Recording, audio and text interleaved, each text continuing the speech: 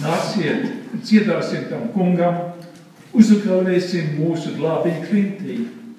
Nāksim viņiem priekšā ar pateicību, ar slavas dziesmām tam uzgabalēsim. Tā aicina 95. psalma vārdi.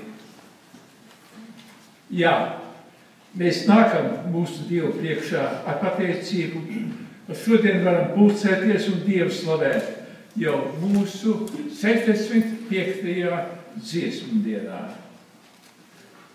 Tā ir Dieva žēlastība un pestīšanas prieks, kas pulcināja baptistu saimi jau 75 gadus kopā, lai slavētu Dievu ar dziesmu skaņām, pateiktos viņam un pasludinātu evaņģēlija vēsti.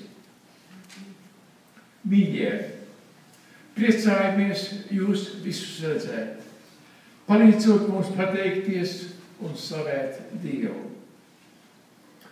Mūsu vecākai māsai, Cienas draudzei, sirsnīgs paldies par atbalstu un mīlestību, ko esam saņēmuši un šodien saņemam. Mums, Čikāgas baptistu saimei, šis dienams un draudze ir sevišķi tuvs. Te rīkojam savus svētkus, jūtamies vienoti kā brāļi un māsas. Lūgsim Dievu.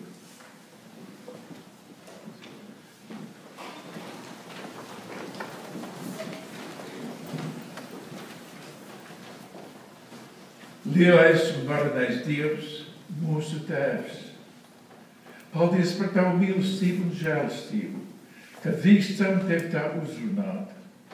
Lūdzam savā Tēva mīlestībā svētī un uztur mūs šodien, lai mūsu slavas un pateicības dziesmas, kā skanētu kā tavam godam, mūsu mīlestības un dziļas pateicības nestas par dzīvību, par prieku, par tavu vadību mūsu staigāšanā.